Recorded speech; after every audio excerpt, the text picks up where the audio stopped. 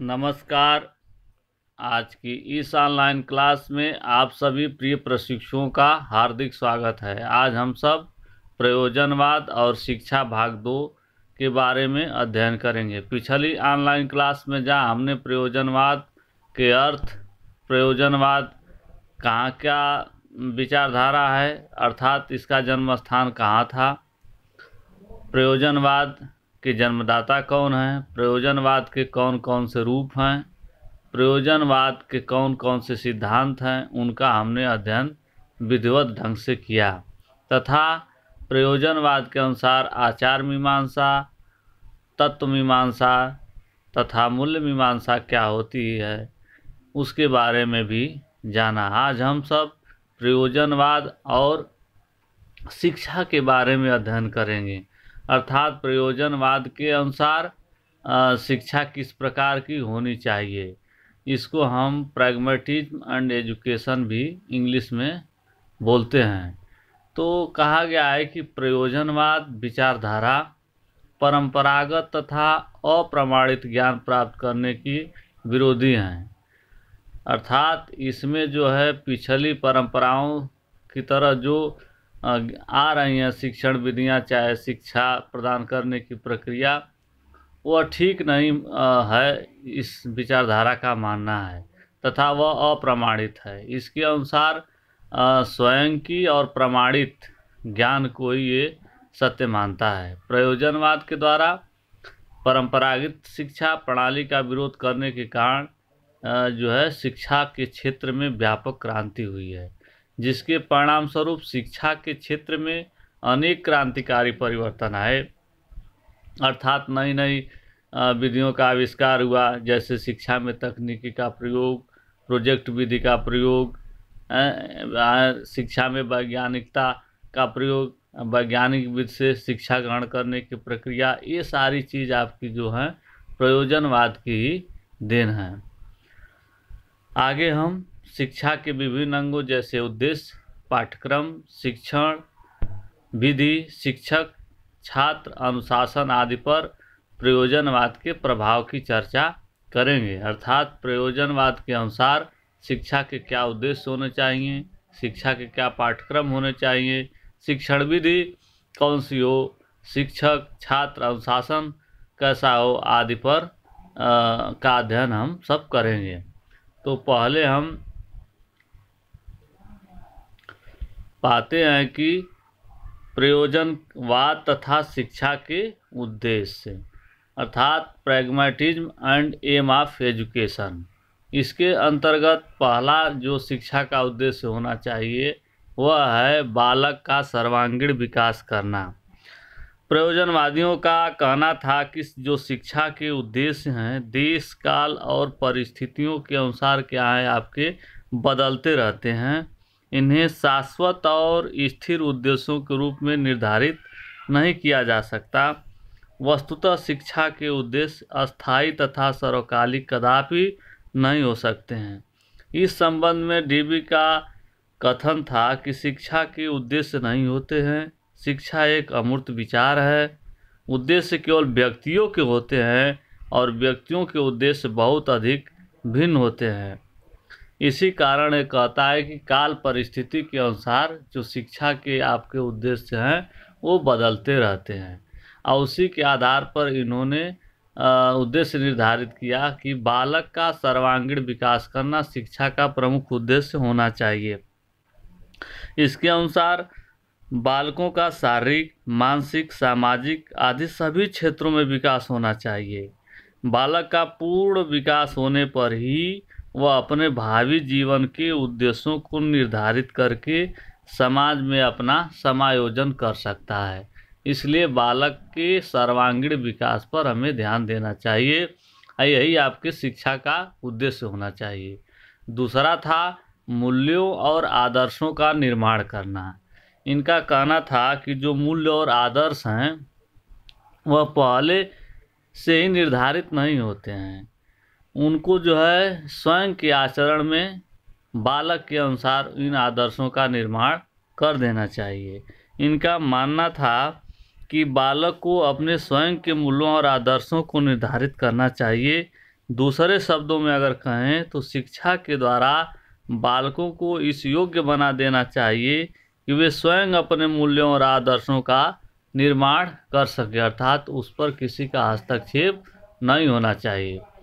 तीसरा था गतिशील और लचीले मस्तिष्क का विकास करना, अर्थात इसके अंतर्गत इनका कहना था कि लचीले मस्तिष्क का विकास करना चाहिए तथा गतिशीलता उसमें लानी चाहिए, जिससे बालक अपने को समाज में समायोजित कर सके एवं अपनी समस्याओं का समाधान सफलतापूर्वक कर सके। ऐसा होने पर व्यक्ति सभी प्रकार की परिस्थितियों में साहसपूर्ण और साधनपूर्ण ढंग से व्यवहार कर सकेगा। गतिशील निर्देशन करना, अर्थात जो भी प्रक्रिया हो उससे में निर्देशन भी करे शिक्षा और उसमें गतिशीलता लाए। ये इसका जो है कहना था कि प्रयोजनवादियों का। ऐसा होने पर अर्थात गतिशीलता पूर्वक निर्देशन होने पर नवीन अन्वेषणों के प्रति बालक संवेदनशील होगा। इससे बालक को अपने वातावरण को स्वयं की आवश्यकता अनुसार परिवर्तित करने की क्षमता विकसित होगी।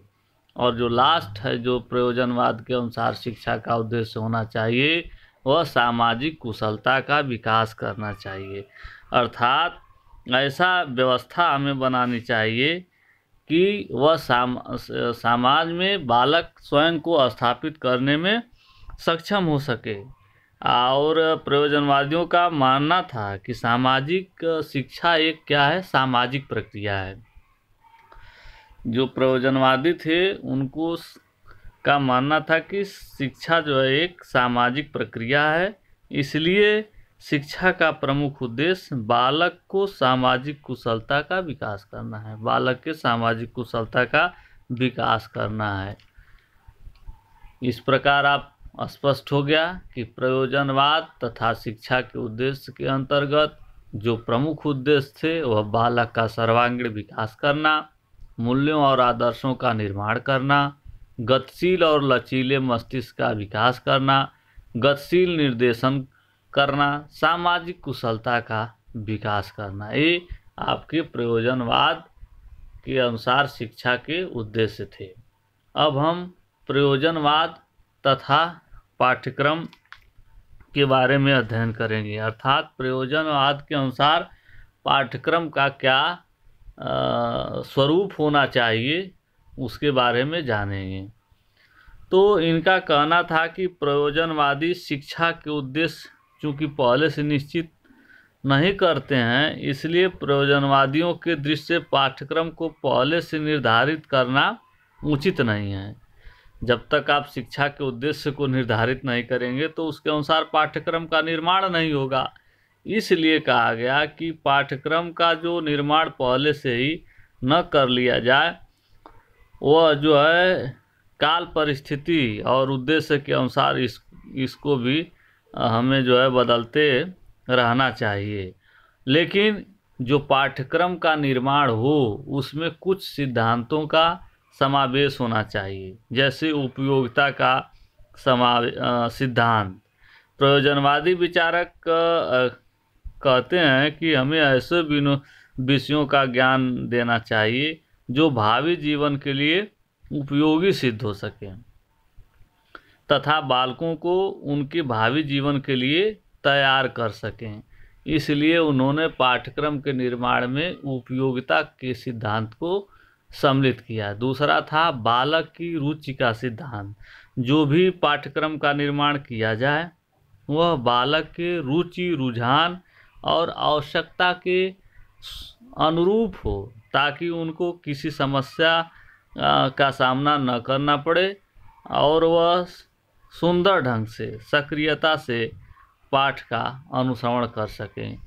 तीसरा है बालक के अनुभव का सिद्धांत, अर्थात प्रयोजनवाद के परिप्रेक्ष्य में बालक के अनुभवों, क्रियाओं और भावी व्यवसायों का पाठ्यक्रम के साथ प्रत्यक्ष तथा घनिष्ठ संबंध होना चाहिए।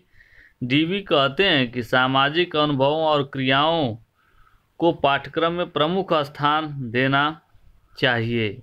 इससे विद्यालय में होने वाली सभी क्रियाकलापों का बालकों के वर्तमान तथा भावी जीवन से संबंध स्थापित हो पाता है। चौथा जो महत्वपूर्ण सिद्धांत है आपका पूछता है और इसको आपको जानना भी चाहिए, एकीकरण का सिद्धांत। पूछ लेगा कि एकीकरण का सिद्धांत से क्या समझते हैं। तो प्रयोजनवादी विचारक कहते हैं कि ज्ञान को एक एकीकृत मानते हैं, अर्थात यूनिफाइड, इसको पृथक नहीं मानते हैं। वे कहते हैं कि पाठ्यक्रम को अलग अलग विषयों में विभाजित करके पढ़ाना उचित नहीं है। उनके अनुसार सभी विषयों को आपस में कोरिलेटेड करके ही पढ़ाना चाहिए, अर्थात सहसंबंधित होना चाहिए। रास महोदय इसके समर्थन में कहते हैं कि प्रयोजनवादी पाठ्यक्रम में विषयों के परंपरागत विभाजन की निंदा करते हैं। एक विषय को दूसरे विषय से कठोरता पूर्वक अलग करने की भावना का अंत किया जाना चाहिए, अर्थात सारे विषयों को सहसंबंधित करके ही अध्ययन करना चाहिए।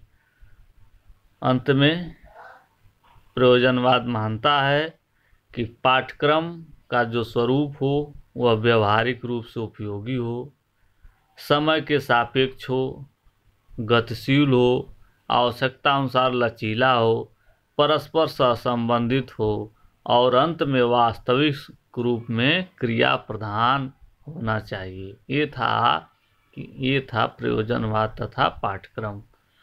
ये महत्वपूर्ण है, आप याद रखेंगे।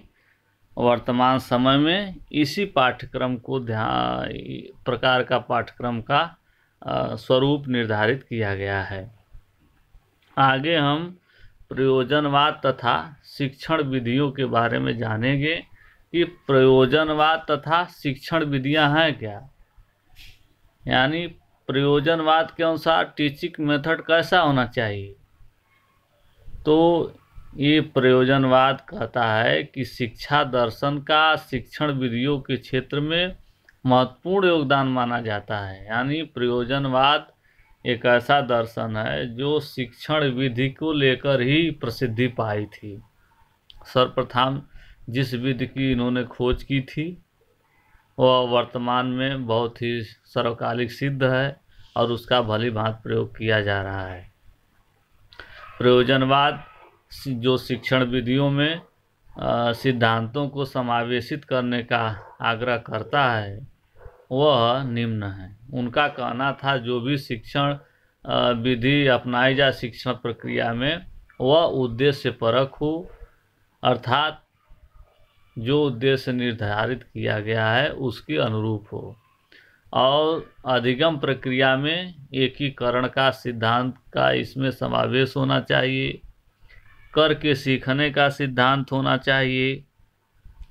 साथ ही साथ बाल केंद्रित शिक्षा का सिद्धांत इसमें समाहित हो। यानी जो भी शिक्षण विधि हो वह बाल केंद्रित हो, अर्थात बालक को केंद्र में रख करके ही उस विधि का निर्माण किया जाना चाहिए।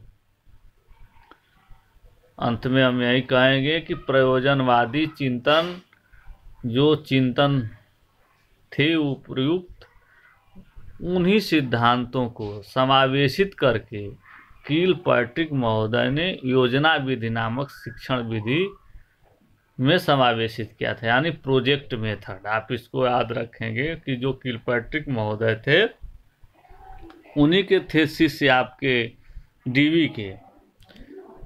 इन्होंने प्रोजेक्ट मेथड का आपका निर्माण किया था और यह जो है प्रयोजनवाद की सबसे प्रमुख देन है। आप इसको याद रखेंगे, एग्जाम में इसको पूछता है प्रोजेक्ट मेथड किस दर्शन की देन है तथा किस दर्शन से लिया गया है। ऑप्शन रहेगा प्रकृतिवाद, आदर्शवाद, प्रयोजनवाद, यथार्थवाद। तो आप तुरंत टिक करेंगे उसमें आप प्रयोजनवाद। तो प्रयोजनवाद की जो प्रमुख देन थी वह है शिक्षण विधि के रूप में प्रोजेक्ट विधि का जन्म। आगे हम जो अध्ययन करेंगे प्रयोजनवाद तथा शिक्षक, अर्थात प्रयोजनवाद के अनुसार शिक्षक कैसा होना चाहिए। इस पर विचार करते हुए हमें पाते हैं कि प्रयोजनवादी जो दार्शनिक थे तथा शिक्षा शास्त्री बालक को शिक्षा प्रक्रिया का केंद्र बिंदु मानते थे और कहते थे कि जो भी शिक्षण प्रक्रिया संपन्न की जाए वह बालक को केंद्र में रखकर ही किया जाए। इसलिए शिक्षक को वे पथ प्रदर्शक तथा परामर्शदाता मानते हैं। अर्थात शिक्षक को क्या होना चाहिए? मार्गदर्शन करे, परामर्श दे, काउंसलिंग और गाइडेंस की तरह, और वह पथ प्रदर्शक हो, अर्थात जहां उनकी समस्या हो वहां उनकी सहायता प्रदान करे। इनके अनुसार शिक्षक ऐसा होना चाहिए जो छात्रों के समक्ष ऐसी परिस्थितियां प्रस्तुत करें जिससे वे उचित समस्याओं का चयन कर उनका समाधान कर सकें। प्रयोजनवादी विचारक व शिक्षा शास्त्री शिक्षकों को बाल मनोविज्ञान का ज्ञान प्रदान करने पर जोर देते हैं, क्योंकि वे कहते हैं कि जब तक शिक्षक बालक को नहीं समझेगा तब तक शिक्षण प्रक्रिया को संपन्न नहीं कर पाएगा। इसलिए बाल मनोविज्ञान का ज्ञान उन्हें आवश्यक है। ये हुए आपके प्रयोजनवाद और शिक्षक, अर्थात प्रयोजनवाद के अनुसार शिक्षक। अब प्रयोजनवाद था शिक्षार्थी, प्रैग्मेटिज्म एंड स्टूडेंट, अर्थात प्रयोजनवाद के अनुसार शिक्षार्थी कैसा होना चाहिए। चूंकि शिक्षा प्रयोजनवाद के अनुसार बाल केंद्रित थी, इसलिए जो शिक्षार्थी था उसका केंद्र हुआ करता था। और प्रयोजनवादी विचारक कहते थे जो भी शिक्षा प्रदान की जाए वह बालकों को उनकी रुचि, रुझान तथा आवश्यकता के अनुसार ही शिक्षा दी जानी चाहिए। प्रयोजनवादी मानते हैं कि पाठ्यक्रम, पाठ्यवस्तु तथा शिक्षण विधियों का निर्माण करते हुए बालक को केंद्र बिंदु मानना चाहिए। प्रयोजनवाद ही बालक को एक सामाजिक प्राणी मानते हैं, इसलिए बालक को अपनी क्रियाओं और अनुभव के आधार पर अपने सामाजिक जीवन के सिद्धांतों, मूल्यों और आदर्शों का निर्माण करना चाहिए तथा इसके लिए शिक्षक को उचित वातावरण का निर्माण करना चाहिए ताकि शिक्षार्थी अपने मूल्य और आदर्श का समुचित ढंग से निर्माण कर सकें तथा अपने लक्ष्य की प्राप्ति कर सकें। तो शिक्षार्थी प्रयोजनवाद के अनुसार प्रमुख केंद्र के रूप में होता था और उसके रुचि एवं रुझानों के अनुसार ही शिक्षा प्रक्रिया संपन्न की जाती थी। प्रयोजनवाद एवं विद्यालय, अर्थात प्रयोजनवाद तथा विद्यालय में क्या संबंध होना चाहिए? Pragmatism and school.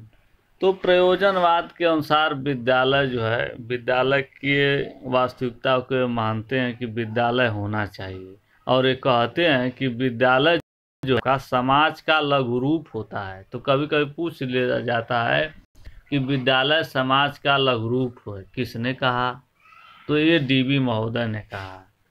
ये भी पूछ लेगा कि विद्यालय समाज का लघु रूप है, इसका किस दर्शन में समावेश किया गया? तो आप कहेंगे कि प्रयोजनवाद दर्शन में। यह शिक्षा को एक सामाजिक प्रक्रिया स्वीकार करता है। प्रयोजनवाद के अनुसार क्या है कि शिक्षा एक सामाजिक प्रक्रिया है तथा विद्यालय को समाज का एक छोटा सा रूप मानता है। डीवी महोदय कहते हैं कि विद्यालय को समाज का वास्तविक प्रतिनिधि होना चाहिए। इसलिए प्रयोजनवाद विचारक सामाजिक वातावरण का निर्माण करने पर जोर देते हैं जिससे बालक अपने सामाजिक कर्तव्य तथा उत्तरदायित्व को पूरा करने के लिए अच्छी तरह से तैयार हो सकें। अर्थात इनके अनुसार विद्यालय का होना अति महत्वपूर्ण है, वहीं से बालक का सर्वांगीण विकास किया जा सकता है। ये हुआ आपके अनुसार प्रयोजनवाद तथा विद्यालय। प्रयोजनवाद के अनुसार विद्यालय को वास्तविक स्वरूप होना चाहिए। अब हम प्रयोजनवाद तथा अनुशासन के बारे में अध्ययन करेंगे। प्रैग्मेटिज्म एंड डिसिप्लिन, अर्थात प्रयोजनवाद के अनुसार अनुशासन कैसा होना चाहिए, तो ये भी दंडात्मक अनुशासन का विरोध करता है और कहता है कि शारीरिक दंड देना उचित नहीं है, इसका यह कट्टर विरोधी है।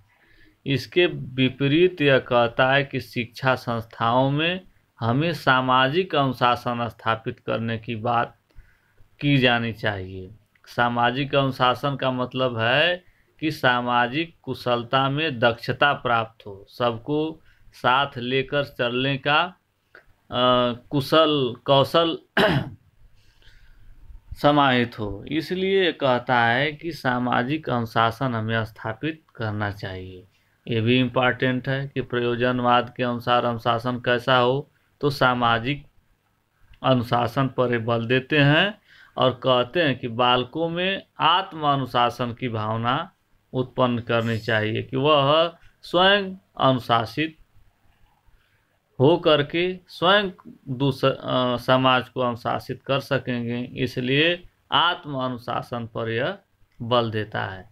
डीबी भी कहते हैं कि विद्यालय में सामाजिक अनुशासन बनाए रखने के पक्ष में है। डीबी महोदय भी कहते हैं कि जो भी विद्यालय में अनुशासन स्थापित किया जाए वह सामाजिक अनुशासन के रूप में हो, न कि दंडात्मक अनुशासन के रूप में। स्पष्ट हो गया कि प्रयोजनवाद के अनुसार अनुशासन कैसा होना चाहिए, तो आपका अनुशासन सामाजिक अनुशासन होना चाहिए और बालक में स्वयं का जो आत्मा अनुशासन होगा वह आत्म अनुशासन होना चाहिए।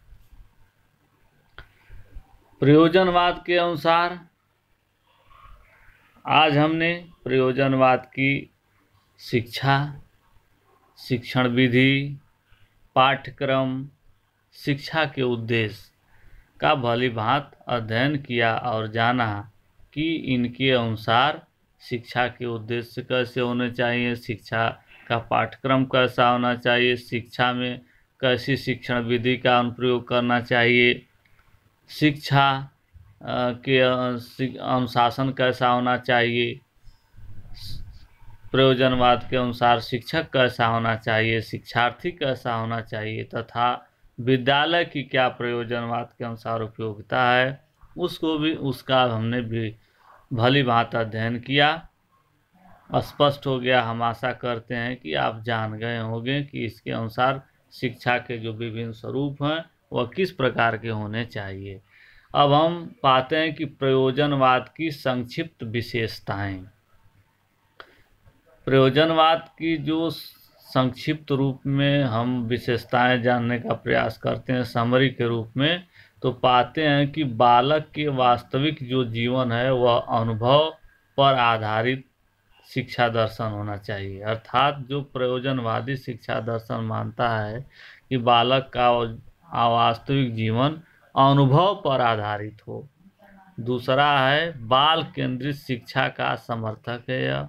तीसरा है लोकतांत्रिक प्रक्रिया के रूप में शिक्षा देने पर यह बल देता है। अर्थात कहता है कि लोकतांत्रिक प्रक्रिया के रूप में शिक्षा देने से लोकतंत्र में अनेक समानताएं उत्पन्न होगी तथा मनुष्य का सर्वांगीण विकास करेंगी और मनुष्य का जीवन सफल हो सकेगा।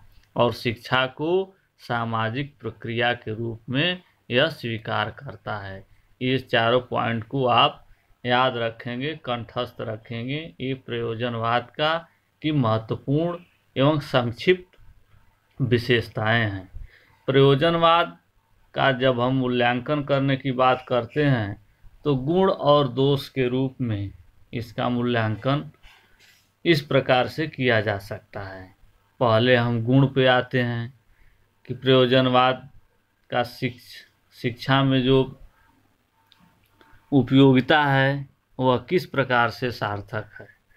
प्रयोजनवाद ने शिक्षा प्रक्रिया में बाल केंद्रित प्रक्रिया को स्थान दिया। अर्थात बालक को केंद्र के रूप में रख करके ही शिक्षा प्रक्रिया संपन्न करने की बात की।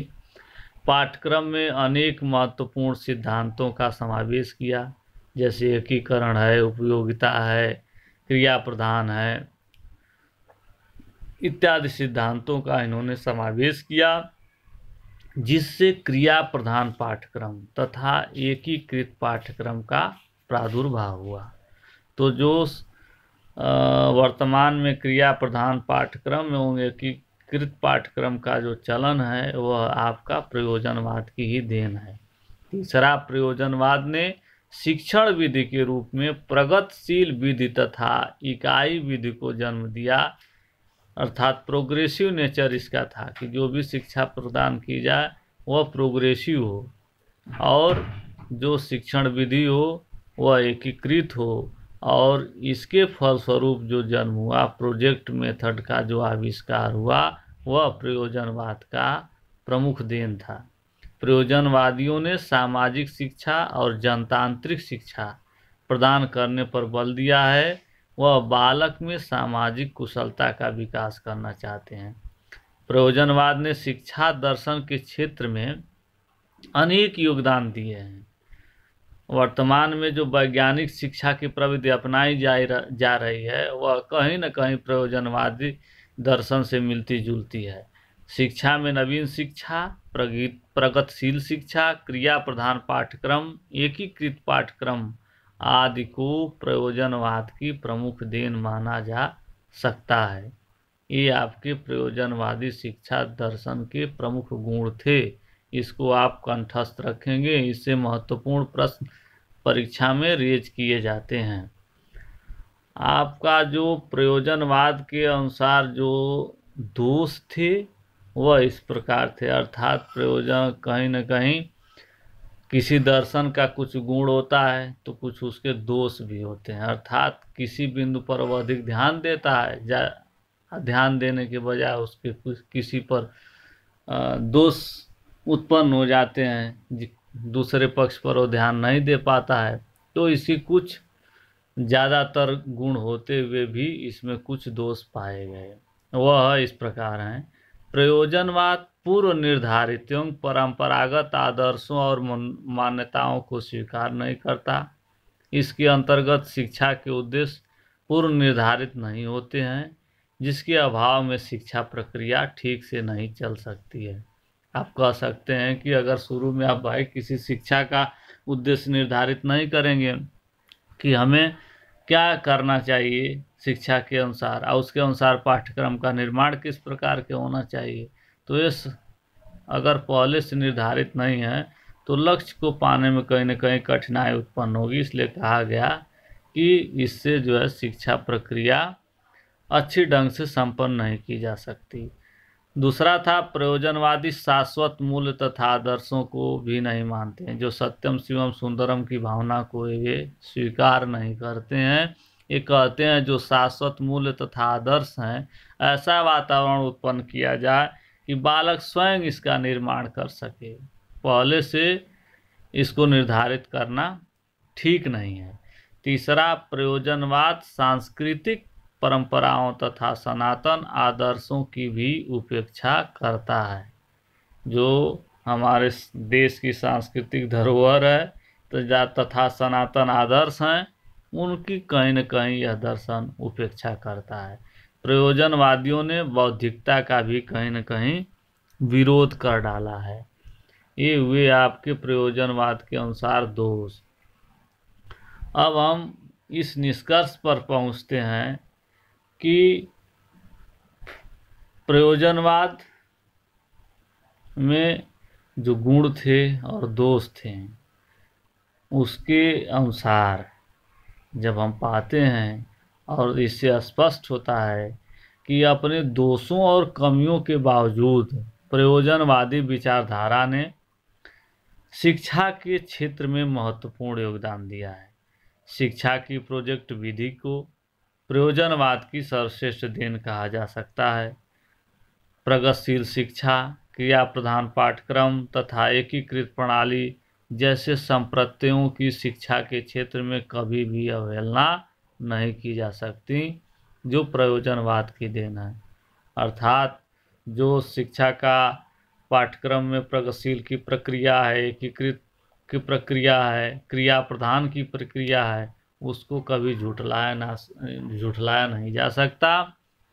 इसमें जो है प्रयोजनवाद की ही ये सब देन है। प्रयोजनवाद नवीन आदर्श के विकास में एक चरण मात्र है तथा यह नवीन आदर्शवाद ऐसा होगा जो सदा जीवन की वास्तविकता का ध्यान रखेगा।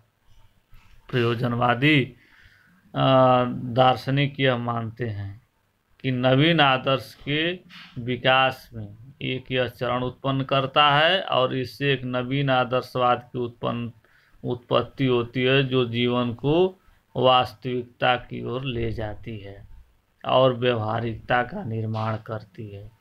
जेम्स महोदय कहते हैं कि प्रयोजनवाद को आदर्शवाद और प्रकृतिवाद की मध्य अवस्था कहा जा सकता है। तो कभी कभी पूछ लेगा प्रयोजनवाद को किसके मध्य की अवस्था मानते हैं, तो है आप का आदर्शवाद और प्रकृतिवाद की मध्य की अवस्था ही प्रयोजनवाद है। और यह शब्द जेम्स महोदय ने कहा था।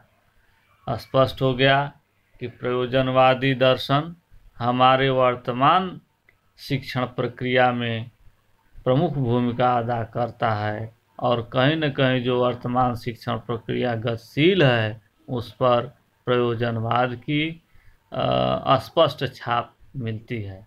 आशा करते हैं कि आप लोग प्रयोजनवाद और शिक्षा जो भाग 2 में हमने आज अध्ययन किया उसको आप सुंदर ढंग से समझ गए होंगे। आशा करता हूँ कि सुरक्षित होकर के आप इस शिक्षण प्रक्रिया को सुंदर ढंग से ग्रहण कर रहे हैं। बहुत बहुत धन्यवाद।